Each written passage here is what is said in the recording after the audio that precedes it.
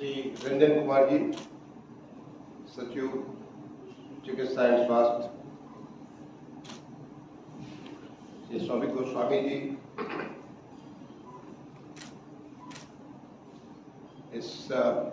आज के इस health care conclave, innovation conclave का ऑर्गेनाइज करने के अपाक के संस्थापक, अपाक के अन्य पदाधिकारीगण, आज के इस एक दिन की कार्यशाला में उपस्थित हमारे तमाम सारे विशेषज्ञ doctors, health care specialist, startups, industry के रिप्रेजेंटेटिव्स और अन्य देवियों से सबसे पहले तो मैं इस बात के लिए माफी मांगूंगा कि आपको 10 बजे की कॉन्फ्रेंस शुरू होनी थी, कार्यशाला शुरू होनी थी और मेरी वजह से आज 9:30 बजे शुरू हुई और मैं देख रहा हूँ कि यहाँ पे आधा आम भरा है, आधा आम खाली है। हो सकता है बाकी लोग 10 बजे पहुँचने वाले। मैंने कल ही सौरभ से कहा कि मुझे आज सुबह 10:30 बजे से माननीय मुख्यमंत्री जी के यहाँ एक स्पेशल SLBC होने जा रही है, स्टेट लेवल बैंकर्स कमेटी, जिसे माननीय मुख्यमंत्री जी ही चेयर करेंगे और उसमें रिजर्व बैंक ऑफ इंडिया के लेफ्टिनेंट गवर्नर भी होंगे, हमारा lead bank bank of Baroda, उसके चेयरमैन मैनेजिंग डायरेक्टर होंगे, सारे बैंकों के जनरल मैनेजर्स होंगे। आपको पता है कि उत्तर प्रदेश तेजी के साथ हर क्षेत्र में बढ़ रहा है और आपको रिपोर्ट भी मालूम होगी नीति आयोग की, इस साल का जो सबसे ज्यादा लैंडिंग अगर पूरे देश में कहीं बार उत्तर प्रदेश में। उत्तर प्रदेश ने जिस तेजी से अपना CNDA रेशियो इंप्रूव किया है, बहुत सारा मूवमेंट किया और आज माननीय मुख्यमंत्री जी, ये बड़े मेरे लिए गौरवशाली क्षण होंगे कि माननीय मुख्यमंत्री जी के द्वारा ही SLBC को चेयर किया जाएगा, तो उसमें बहुत सारे महत्वपूर्ण निर्णय लिए जाएंगे और वहाँ मेरे लिए पहुँचना बहुत आवश्यक है। इसलिए मैंने शोभित से कहा कि मैं 10-15 अपनी गाड़ी में बैठ जाऊँगा, उसके अलावा मेरे पास नहीं। तो इसके लिए मेरी वजह से जो आप लोगों को कष्ट हुआ उसके लिए मैं माफ़ी चाहूँगा, क्योंकि विषय मुझे बहुत पसंद है, इसलिए मैंने कहा मैं जरूर आना चाहूँगा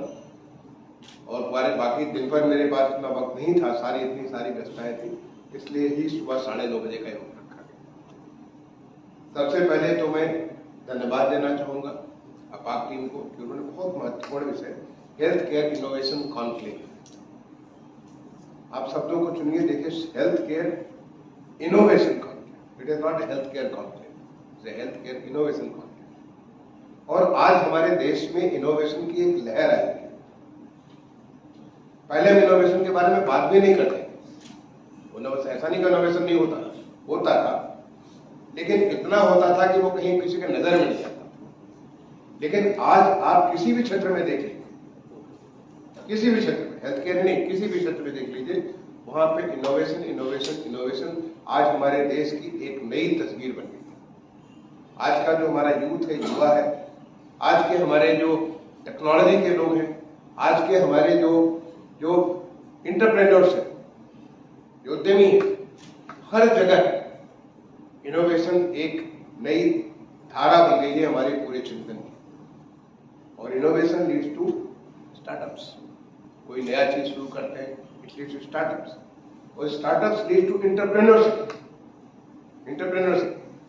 यानी इनोवेशन, स्टार्टअप्स एंड इंटरप्रेन्योरशिप एक नया चीज बन गया और उसको लेकर के आपको जानकर के खुशी होगी। यह आज दुनिया का चौथा बड़ा स्टार्टअप हब हो गया हिंदुस्तान और बहुत जल्दी वो तीसरा होगा, दूसरा होगा। आज हमारे पूरे देश में 1 लाख से ज्यादा स्टार्टअप्स हैं।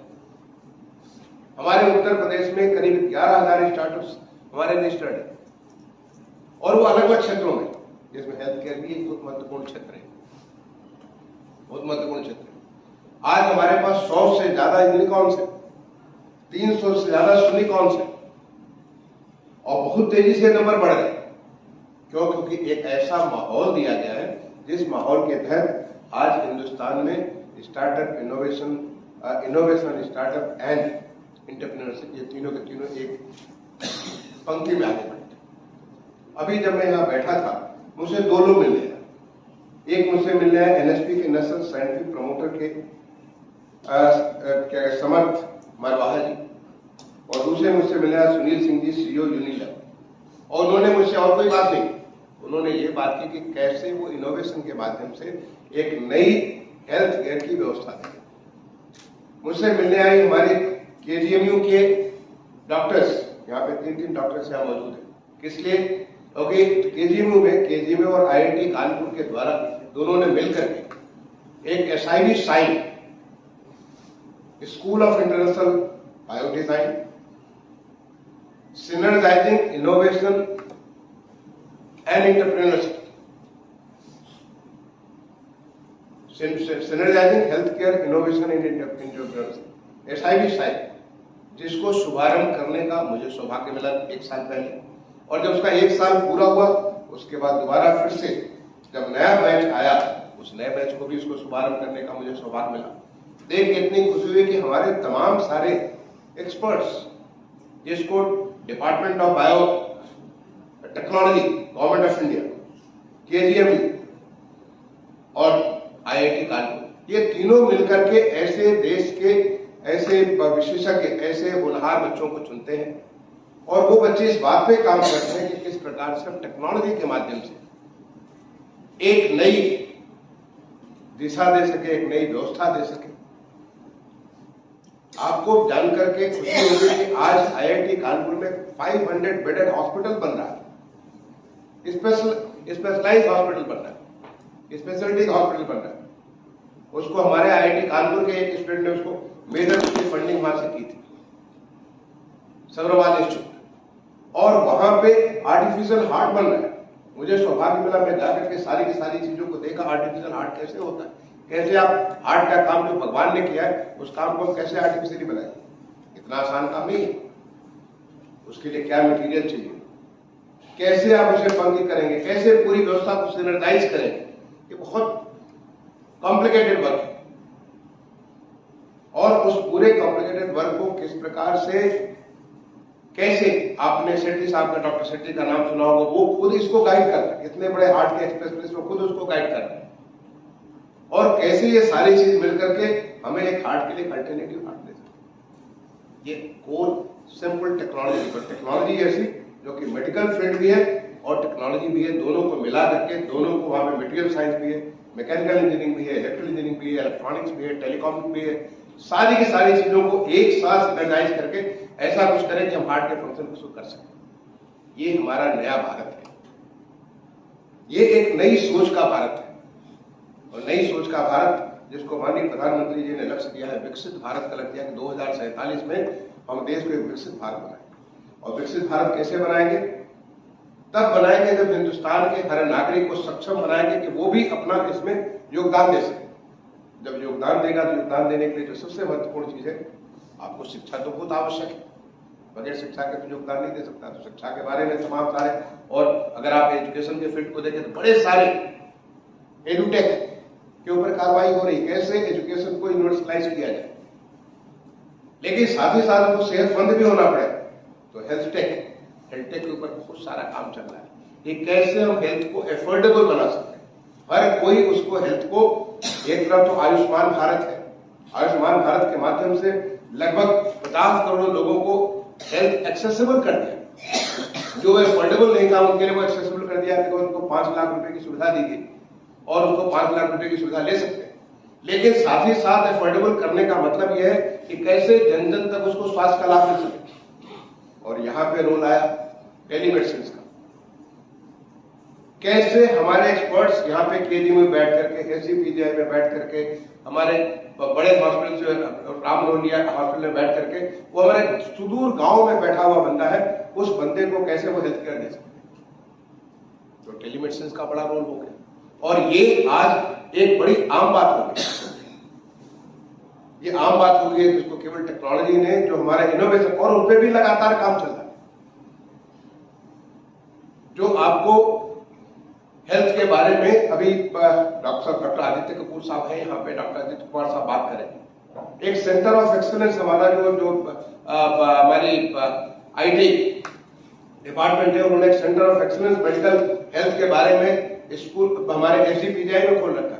तमाम सारे टेक्नोलॉजी IIT कानपुर और SGPGI के माध्यम से ऐसे नई नई चीजों के ऊपर काम चल रहा है।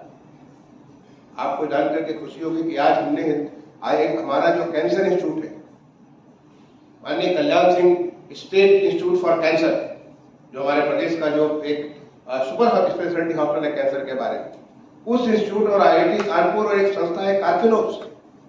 इट इज कोर टेक्नोलॉजिस्ट, सारे के सारे उसमें सारे टेक्नोलॉजी के लोग हैं। और मेरी उस पूरी टीम से मुलाकात है जिसमें दुनिया भर के एक्सपर्ट्स, अमेरिका से, जर्मनी से, इंग्लैंड से, ऑस्ट्रेलिया से, तमाम सारे एक्सपर्ट, दुनिया भर के एक्सपर्ट्स उसके साथ जुड़े हुए हैं। उनके बीच में एक MOU साइन किया जाता है, कार्किनोस हमारा कैंसर इंस्टीट्यूट जो कल्याण सिंह कैंसर इंस्टीट्यूट है और IIT कानपुर के बीच एक MOU साइन किया जाता है। और बहुत जल्दी, मैं डेट भी नहीं बताऊंगा, डेट अनाउंस हो जाएगा, बहुत जल्दी उसका परीक्षण शुरू होने जा रहा है। और जब शुरू होगा तो आप केवल टेक्नोलॉजी के माध्यम से, जो कैंसर एक इतना भयावह रोग है जिसके बारे में एक सिहरन हो जाती है, जिस किसी परिवार में अगर कैंसर आ जाता, लोग सोचते परिवार समाप्त हो गया, कैसे इसको हम अफोर्डेबल बनाएंगे। हमारा उत्तर प्रदेश, माननीय मुख्यमंत्री जी ने जिस प्रकार से, माननीय प्रधानमंत्री जी ने लक्ष्य रखा विकसित भारत का, माननीय मुख्यमंत्री जी ने ठान लिया है कि इसको पहले प्रदेश को विकसित उत्तर प्रदेश बना देंगे। और जिसका एक नजारा आपने अभी देखा 2 दिन पहले, जब माननीय प्रधानमंत्री जी ने 10 लाख करोड़ रुपए के जो प्रोजेक्ट्स, जो हमारी तमाम सारी इंडस्ट्री है उसको ग्राउंड किया। और ये तो शुरुआत है, इसके बाद पता नहीं कितना भी आगे चलते जाएंगे, क्योंकि हमारी तो 40 लाख करोड़ की इन्वेस्टमेंट यहाँ पे MOU साइन हो रखे हैं। उसमें आज की जो नई टेक्नोलॉजी है, जिसको न्यू एज टेक्नोलॉजी कहते हैं, चाहे रोबोटिक्स हो,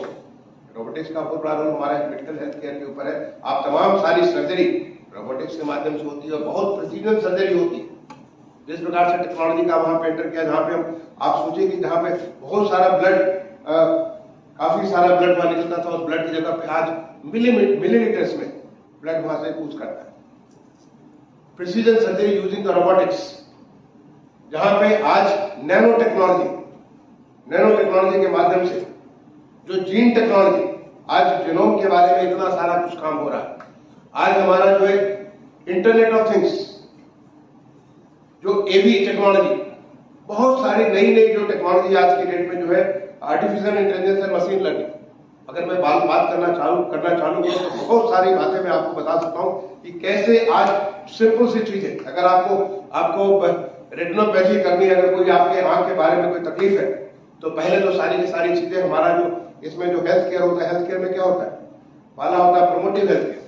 कैसे हेल्थ प्रमोट करते हैं, जिसमें न्यूट्रिशन है, हमारा वे ऑफ लाइफ है, ये सब सारी की सारी चीजें। प्रिवेंटिव, कैसे इन तमाम सारी बीमारियों को हम लोग उसको प्रिवेंट कर सकते हैं। क्यूरेटिव में डायग्नोसिस होता है, डायग्नोसिस के बाद उसका क्योर करते हैं, और उसके बाद जो रिहेबिलिटेटिव, हर जगह ये हमारे हर किस्म के हेल्थ केयर में सब जगह टेक्नोलॉजी, जैसे कि आपका डायग्नोसिस करना है तो कैसे जो है नॉन इंट्रूसिव डायग्नोसिस करें, आपका ब्लड लेने की जरूरत नहीं है। अगर आप आर्टिफिशियल इंटेलिजेंस और मशीन लर्निंग के माध्यम से इतने सारे मिलियंस ऑफ इटरेशंस करके आप देख सकते हैं कि ऐसा करेंगे तो पता चल जाएगा कि आपको फला बीमारी हो रही है, और that will be much more accurate then आज की डेट में जो इन्वेसिव या हमारा इंट्रूसिव जो हमारे डायग्नोसिस थी, उससे कहीं ज्यादा बेहतर हमारा रिजल्ट निकल करके आता है। तो जिस प्रकार से एक नई टेक्नोलॉजी से डायग्नोसिस है, रिहेबिलिटेटिव, बहुत सारी चीजें वेरिएबल। अब देखिए मैंने घड़ी पहना है, मैं जानना चाहूँ कि मेरा क्या हार्ट बीट रेट चल रहा है, हमारे हार्ट की क्या पोजीशन चल रही है, हम कितना हम वॉक कर रहे हैं, सारी की सारी चीजें, सारी मॉनिटरिंग मेरी घड़ी के माध्यम से होता है। और से तमाम सारे वेरिएबल ऐसे नए इंस्ट्रूमेंट्स बनकर के आ रहे हैं जो कि आपको एक बेहतर हेल्थ प्रोवाइड करेंगे। Okay, ultimately if you are healthy then you can contribute your best. जो विकसित भारत है, विकसित भारत के लिए एक सेहतमंद भारत चाहिए कि हर कोई को सेहत हो, पौष्टिक आहार भी हो, उसका जो गुड वे ऑफ लाइफ भी हो, आप लोग समय से सोए, समय से सारे काम करें, बहुत सारी चीजें, और वो सारा टेक्नोलॉजी के माध्यम से आप इसको कर सकते हैं। तो ये हमारा जो पूरा का पूरा जो इनोवेशन है, आज इनोवेशन के माध्यम से जो इतनी सारी चीजें पूरे हेल्थ सिस्टम में की जा रही है, और सबसे बड़ा चीज की बहुत उत्साह है इसके बारे में। मैं जहां कहीं भी जिस किसी कॉन्फ्रेंस में जाता हूं, जहां भी मैं इसके बारे में जिस किसी फोरम पे डिस्कस करता हूं, लोगों से मुझे इस बात की सुन करके, देख करके बड़ी खुशी होती है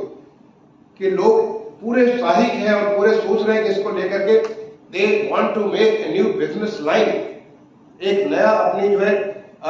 पूरी जीविका का एक नया साधन बनाना चाहते हैं। पहले लोग इस प्रकार के जो है, क्योंकि इनोवेशन का हमारे यहाँ पे कोई किसी किस्म का एटमॉस्फेयर नहीं था, ऐसे हमारा इकोसिस्टम नहीं था। आज इतना खूबसूरत इकोसिस्टम बना हुआ कि जिसमें जब मैं IIT कानपुर जाता हूँ, मैं खुद वहां का पढ़ा हुआ हूँ, वहां का मैं अलमनाई हूँ, मैं जब कभी IIT कानपुर जाता हूँ हर बार जाकर मुझे गर्व महसूस होता है बच्चों को देख करके कि जब हम पढ़ते थे तो हमारे बीच में कंपटीशन होता था, कौन लोग अमेरिका चले गए, कौन से लोग कहाँ चले गए। ज्यादातर लोग विदेश जाने के लिए पढ़ते थे हमारे देश के खर्च पे, पढ़ते थे हमारे देश के टैक्स पेयर्स के खर्च पे, लेकिन बात करते थे अमेरिका जाने का, और अमेरिका में जाकर के बहुत सारी ऐसी चीजें करते थे जो हिंदुस्तान के खिलाफ प्रयोग की जाती थी, ऐसी चीजें बनाते थे। लेकिन आज मैं देखता हूं बच्चों को, वहां पे IIT कानपुर के बच्चों को, वो सारे के सारे कैसे नए नए इनोवेशंस, कैसे हम लाइफ स्टाइल में, कैसे जो आपने कैसे इन्वायरमेंट फ्रेंडली लाइफ हम लोग रख सकते हैं, कैसे हम अपनी चीजों को ध्यान रख सकते हैं, क्या करें कि हमारी क्वालिटी ऑफ लाइफ इंप्रूव कर जाए, क्या करें कि हमारी ईज ऑफ लिविंग हो जाए, क्या करें कि हमारा जो बिजनेस आसान हो जाए। इन सारी चीजों को इतना सारा किस्म के काम कर रहे हैं जो कि देख करके गर्व महसूस होता है। तो आज की जो आपने जो विषय चुना है, हेल्थ केयर इनोवेशन फंड, ये बहुत ही पर्टिनेंट विषय, बहुत ही महत्वपूर्ण विषय, और मैं समझता हूं कि इतने सारे विशेषज्ञ जो इस साल में मौजूद हैं और बहुत सारे विशेषज्ञ आने वाले हैं, क्योंकि जो मैंने कहा कि आपका काउंसलिंग तो 10 बजे शुरू होने जा रहा था, और 10 बजे की जगह मैंने 9:30 बजे मेरी वजह से शुरू हो गया। तो आपको आगे आने वाले 5-6 घंटे में जो तमाम किस्म के डिस्कशन होंगे, बहुत सारी नई बातें निकलेंगी, बहुत सारे नई चीजें, क्योंकि हमारे इनोवेशन में क्या होता है, इनोवेशन जब भी हम कोई नई चीज देखते हैं हमें नई एक और आइडिया पैदा होता है। There is nothing like ultimate कि आपने ये बनाया और ये सब समाप्त हो गया। हर चीज के ऊपर एक फर्दर अहेड आप उसके ऊपर जो एक और नई चीजें कर सकते हैं, एक नई टेक्नोलॉजी का लेयर देकर के उसको और इफेक्टिव बना सकते हैं। क्योंकि हमें क्या चाहिए, हमें प्रिसीजन चाहिए, हमें क्या चाहिए, एफोर्डेबिलिटी चाहिए, हमें क्या चाहिए, इन्वर्सिबिलिटी चाहिए, जिससे कि हर कोई, आज आप सोचिए कि जो हमारा जो पहले जो हमारे जो हेल्थ केयर के जो सबसे छोटी यूनिट, आज उसका नाम जानते हैं क्या है, आयुष्मान आरोग्य मंदिर। मैंने हमें आयुष्मान रहने के लिए आरोग्य मंदिर, आज हमारे वहां पे न केवल एलोपैथिक हेल्थ केयर बल्कि उसके एलोपैथिक, नेचुरोपैथी और जो हमारा आयुर्वेदिक और हमारे यौगिक लाइफ है, इन सारी चीजों का सम्मिश्रण मिलकर के काम होगा। और मुझे ये भी जानकारी है कि आज इसके ऊपर चाहे वो आयुष का सिस्टम है, आयुष के सिस्टम में एक बहुत बड़ा सेंटर बन करके तैयार हो रहा है गुजरात में, गुजरात के जामनगर शहर, वर्ल्ड हेल्थ ऑर्गेनाइजेशन का बहुत बड़ा सेंटर बनकर के तैयार हो रहा है। वहां पे इतनी सारी चीजें जो हमारी जो रियल हमारे देश की ताकत है आयुष के माध्यम से, जो हमारे ऋषियों ने, हमारे संतों ने, हमारे मनुष्यों ने ऐसी सारी चीजें स्वास्थ्य के बारे में निकाली थी, उन चीजों पर रिसर्च करके और बहुत सारी चीजें निकल करके आएंगी जो आने वाले समय में आपको, चाहे वो प्रिवेंटिव हेल्थ हो, चाहे प्रोमोटिव हेल्थ हो, चाहे क्यूरेटिव हेल्थ हो, चाहे आपका रिहेबिलिटेटिव हेल्थ हो, हर चीज के बारे में मदद करेगी। तो मैं आज के इस वर्कशॉप के लिए शौविक गोस्वामी जी और आपके जो तमाम सारे साथी जो लोग इसके लिए जिम्मेदार हैं, आप सबको बहुत बहुत धन्यवाद देता हूं। आपने हमारे उत्तर प्रदेश को चुना इस काम के लिए, जहां उत्तर प्रदेश आज तैयार है देश में एक नई स्ट्राइड के लिए। माननीय मुख्यमंत्री जी ने अभी देश को हमें पूरे ग्रोथ इंजन बनाने के लिए, तो ग्रोथ इंजन न केवल इंडस्ट्री में बल्कि ग्रोथ इंजन हर चीज में, एजुकेशन में, हेल्थ में, इंफ्रास्ट्रक्चर में, हर चीज में हम उसको ग्रोथ इंजन होंगे। इसको बनाने के लिए तो ये आपका जो आज की जो कार्यशाला होगी हमारे लिए बहुत मददगार होगी। अपनी तरफ से मैं आप सबको बहुत बहुत शुभकामनाएं देता हूं। एक अच्छा समृद्ध आपका डिस्कशन हो, और डिस्कशन के बाद जो चीज निकल कर गया मैं चाहता हूं कि रंजन के माध्यम से, स्वास्थ्य विभाग के माध्यम से मेरी भी जानकारी मिलाई जाए, जिसको हम लोग अडॉप्ट कर सकते हैं, जिससे हम यहाँ पे यूपी में ले सकते हैं, उसको हम लोग अडॉप्ट करेंगे। बहुत बहुत शुभकामनाएं, धन्यवाद, जय हिंद।